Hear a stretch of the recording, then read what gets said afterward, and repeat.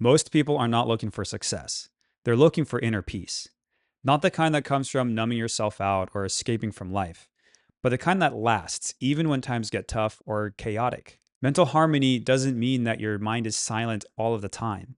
It just means that your thoughts aren't fighting each other. You can think and work towards your goals without spiraling. You can take action without second guessing yourself. And you can spend time with your friends and family without constantly worrying about what's next.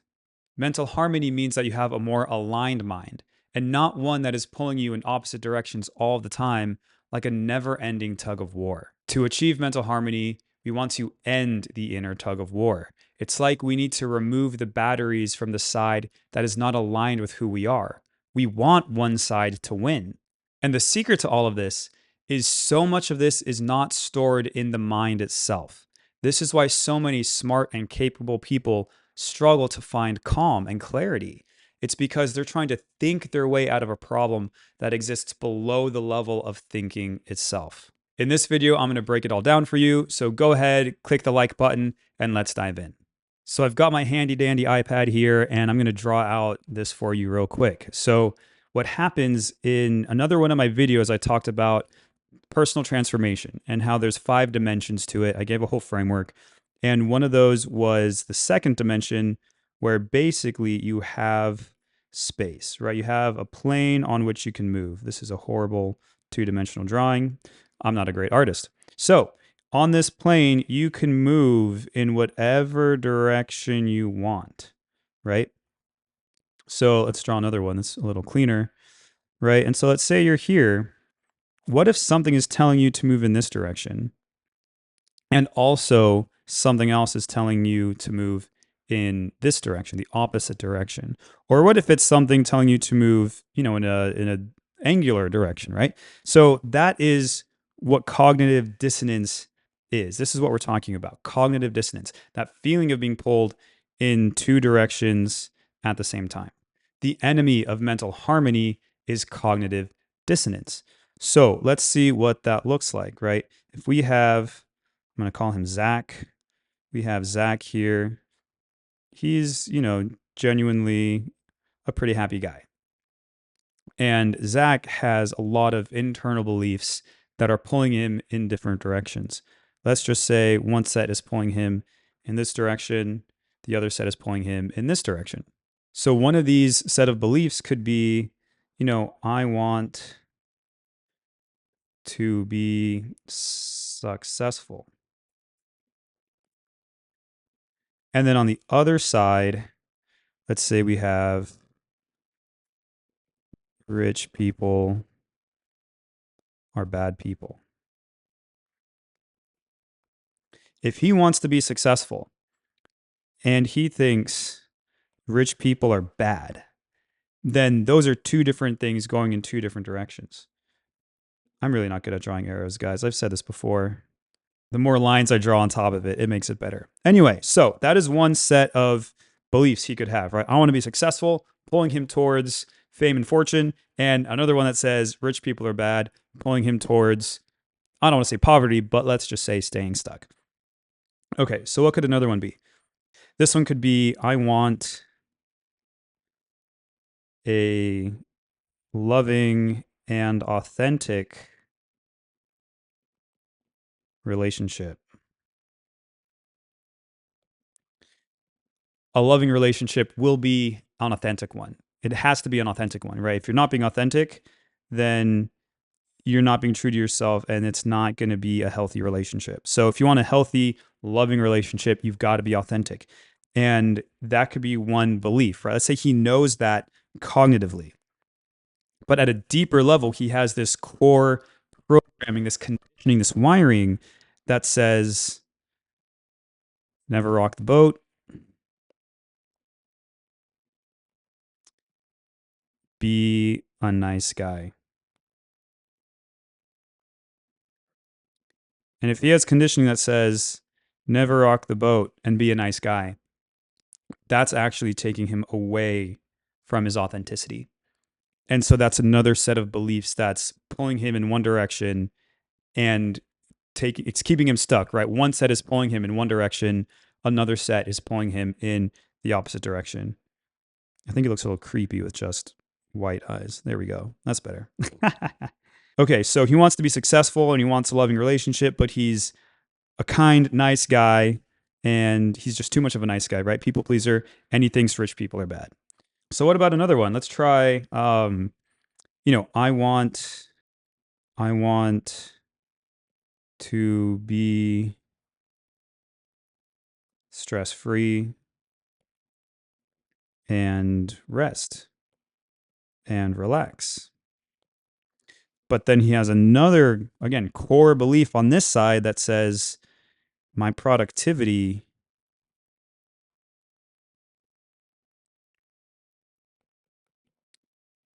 equals my worth.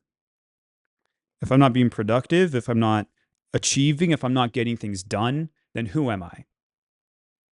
Again, inner tug of war. I want to relax. I want to live stress free. And I have to produce, and do in order for me to feel like I have any worth and feel valuable. Let's do one more. One more here is going to be, I want to follow my passion.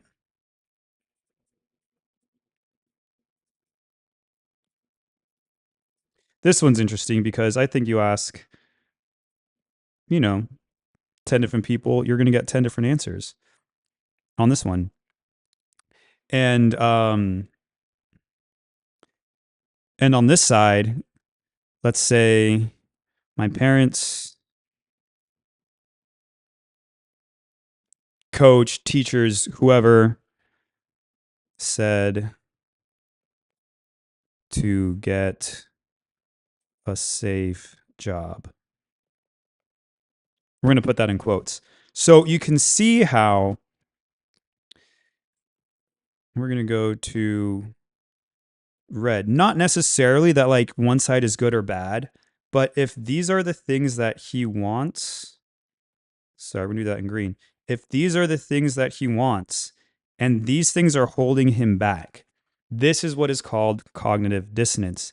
This set of beliefs is pulling him in this direction, and this set of beliefs over here is pulling him in the opposite direction. If these forces, if these arrows are the same size, if they have the same force behind them, he's literally not going to move anywhere, right? So this is what we call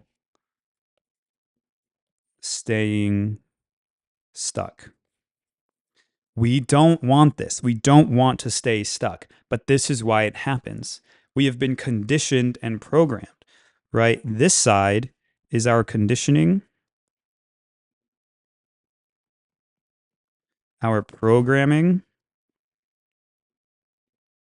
not in some weird, crazy woo-woo way, right? But you grow up in society and you learn the general rules and you learn what you're told and you're learned to do what you're told. And you inherit and you internalize the messages that you learn and the things that people tell you to do and rules in society and all this stuff.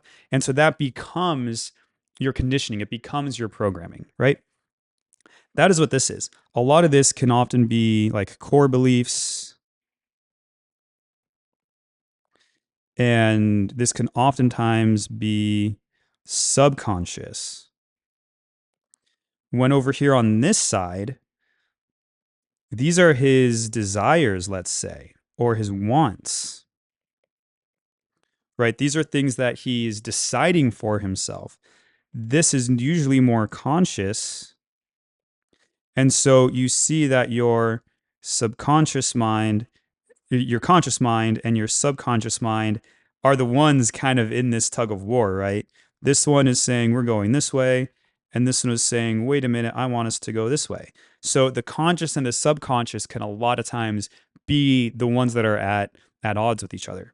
And so what I think is interesting is here people try to do things like affirmations or just do it anyway, right? They're trying to counteract this red side, the conditioning, the programming, the core beliefs.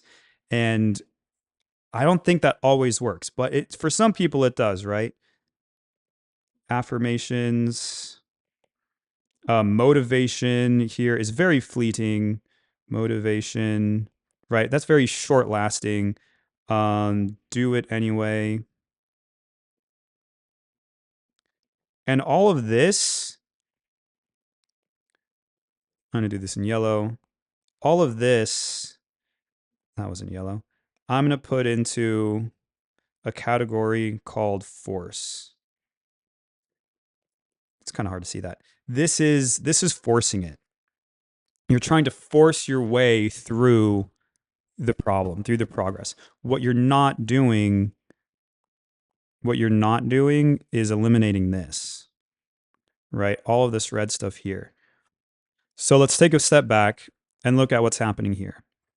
We have a rope. We have, this is a terrible drawing, guys. I'm so bad at this. Okay, we're gonna try this again. We're gonna draw some people. Basically, we have a tug of war going on here, right? They have really tiny legs. Okay, so that's one side of the tug of war. And here we have the other side.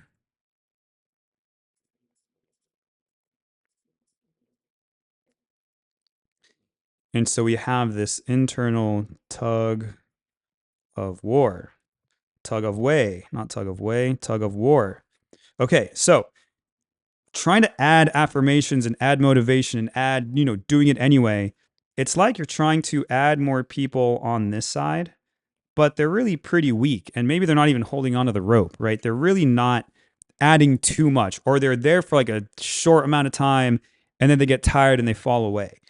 Really, what we want to do is eliminate the people on this side. That is what I think and what I've experienced and what my clients experience. That is the goal. The goal is to eliminate the other side so that they just don't win anymore, right? We all have this, battery, kind of like, actually, I'm going to change this up. We're going to draw this sideways. In video games, you play like, whatever, pick your favorite fighting game, right? You have a life bar, right? And it's full over here, but it's going down because you're kind of losing your energy as you go, right? So you have this bar, you get power-ups and stuff like that.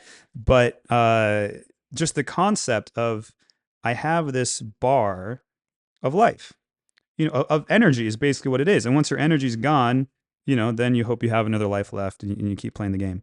So the goal is not to keep battling back and forth and having both sides be drained, because this side drains just as fast as this side does, right?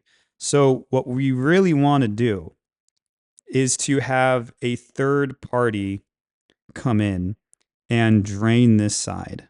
So the goal, drain this energy. But we're not going to do it by always pulling from this side, right? We're not going to do it from always doing affirmations, motivating ourselves, reading more books, reaffirming our desires and stuff like that, right? The goal, again, from the energetic perspective, from the somatic perspective, I think is fascinating. The goal is really to drain the energy out of the negative side, out of the side we don't want. And there could be multiple levels to this, right? So before I said that it could be your conscious and your subconscious mind, right? But you could also have things like your negative emotions,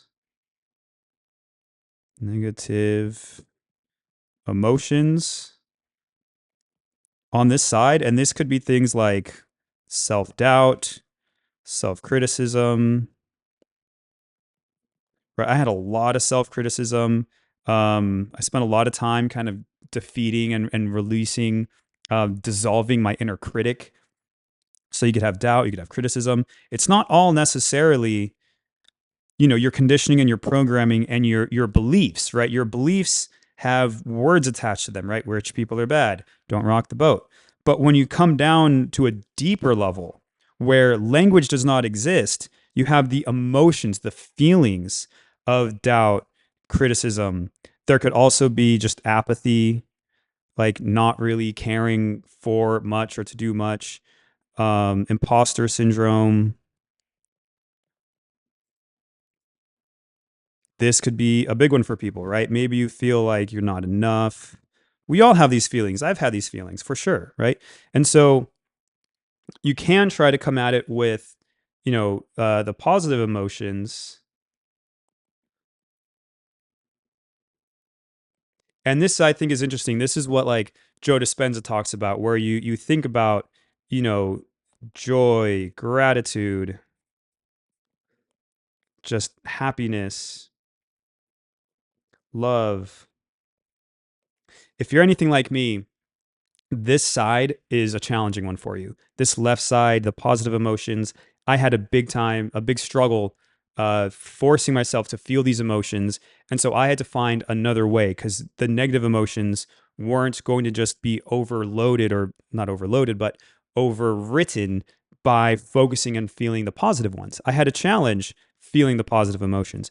So, same thing as here, draining the energy from the negative emotions is really what did it from me. And so let's say, similar kind of concept where you have my good old buddy Zach here, and he has his dreams, and his dreams are, very ambitious, very lofty. He wants to create a lot, but then his emotions are pulling him this way because he's more locked into a down state, more of a negative state, not necessarily depressed, right? You could go, let's say you've had therapy and they say, no, you're not depressed. You don't have XYZ symptoms. You're not clinically depressed. Okay, thank you. It's not always depression. There's a really good book I recommend called It's Not Always Depression. I think it was really interesting. And basically, you can get into an emotional state that's not clinically called depression, but it's still pulling you away from your goals, right? And so, really, what we want to do is we want to get into a state where we have our goals and ambitions and our emotions are pushing us, lifting us in the same direction, right? So, this is our goals and these are our emotions, right? This is mental harmony. This is mental harmony.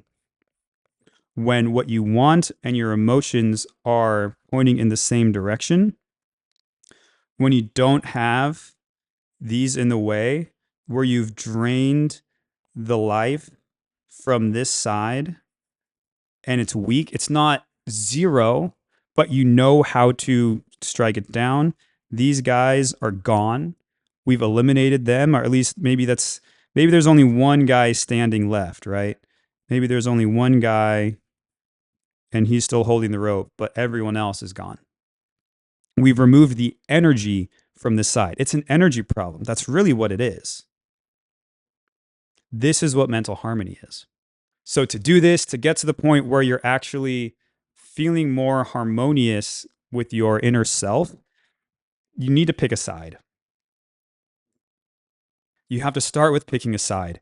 Do you want to be the person who's swimming in doubt and criticism and apathy and imposter syndrome and ruminating on not being enough? Do you want to be a victim to your conditioning and your programming? Do you want to hold on to these beliefs that were instilled in you, such as rich people are bad or don't rock the boat, always be nice? Or would you rather live a life that's more aligned with who you are, where you do get the success that you want, where you do get that authentic relationship you've been yearning for your entire life, where you do get to follow your passion, where you can relax and live stress free? You have to pick a side, and it's a conscious choice. And not choosing is a choice. That's a big sticking point. Not choosing is basically choosing what it's choosing is it's choosing entropy. Little side note here. You're literally going to come off to the side. So not choosing is a choice. And what it's choosing I told you I'm bad at drawing arrows, guys. It's choosing entropy. Entropy in the second law, I think it's the second law of thermodynamics, basically states that any system that is not acted upon by an outside force will decay. It will increase in entropy. It will fall apart. Think about the ocean. It's going to keep banging against the cliffs, and the cliffs are eventually going to tumble. If you boil water, the steam is going to increase in entropy. It's going to disperse as opposed to being like nice and organized in one little place, if that makes sense. Entropy is what happens if you do nothing, and entropy increases over time. So doing nothing equals decay. Doing nothing will lead to decay. And so you have to do something. If you're on your journey, if you want to be your best self, you have to do something. You have to remove the energy from the negative emotions, from the other side of the tug of war, from your conditioning, from your programming, from all those beliefs. You have to remove the energy from them so that you do not fall victim to entropy. I hope that makes sense. So, number one is you have to pick a side, you have to choose. And number two is we want to de-energize the other side. And I love teaching energy work for this, somatic practices. You can try things like the affirmations, like the motivation, like reading books. But I really think all that does is add little, I was going to say little people, but that's not politically correct. It adds ineffective energy to the side that we actually want, to the green side. What we really want to do is remove the energy from the other side. So things like somatic practices, energy work, stuff like that. Maybe something like hypnosis. Maybe that could work. Maybe NLP, I think, is interesting. But you want to de-energize the side that's holding you back from actually living the life that you really want. And as you do that, instead of having, here we have Zach again, right? Instead of having this side pull you this way and this side pull you this way, really what ends up happening, and kind of show this before, but you end up becoming a person, you basically become a whole new person where everything is in the same direction. And maybe you have like a little down arrow, but you know how to handle it because you learn the tools, right? You have a little down arrow. I told you I'm bad at drawing arrows, guys. You have a little down arrow along the way, and that's okay. We all have little down arrows every now and then. But because we know what we're doing, where we're going, our emotions are aligned, right? Our emotions are aligned, our beliefs, our self image or identity, our actions, right? Our thoughts. All of this is going to finally pull us in the same direction. And the doubt, the criticism, the core beliefs that we let go of are no longer here, but we still have maybe like little, every now and then a little voice is going to come in saying, you're not worthy, but you have so much power on your side of the tug of war that it's not true at a cognitive level, and you know how to energetically dismantle it, how to energetically dissolve it as well. So I think it's super fascinating. This is what I've done on myself over the years. It took me a long time to actually understand the process and build the tool set. My clients experience this in just a matter of months. I think is amazing. But I wanted to explain the whole picture. So if we go back to the top, right? Because we can choose any direction in life, we have to pick a single direction if we want to be successful. And a lot of times we are pulled in opposite directions because of what's called cognitive dissonance. And that comes from a certain set of beliefs taking us in one direction and another set of beliefs literally taking us in the other direction. And those beliefs usually come from our conditioning or programming at a subconscious level. And so we stay stuck because of it. So to get past that, you want to not just add to your conscious, your cognitive awareness and your wants and desires, and you can try affirmations and stuff like that. But the best thing is to realize that there's this tug of war. And instead of adding force to the positive side, if we remove the force from the negative side, from the red side, then we're draining the energy from that side, and it becomes so much easier to move forward on the positive side, on the green side, on what we actually want. Our goals and our emotions get in line. And that is what mental harmony is. All of your thoughts and your energy is all going in the same direction rather than having that chaotic pull in multiple directions. And the way you do that is you pick a side, you realize and you choose the one that you want to be, and then you start to de-energize the other side. And once you de-energize the other side, you can then learn how to energize the good side even more so that you can accelerate your progress. That is what it all comes down to. I hope this video makes sense. I hope you liked my little stick figures. And remember, not choosing is also a choice. You're basically choosing entropy, which is just default decay. So I hope that was useful. I hope I added some value to you. I hope you enjoyed this drawing. I'm going to leave it right there. So that's it for this video, guys. If you want to learn more about how to shift your thoughts from the negative side and into the positive side, I explained a little bit of that in this video, but I have a whole nother video. Go ahead and click on this link right here. You can watch that video and learn more about shifting from negative thinking into positive thinking.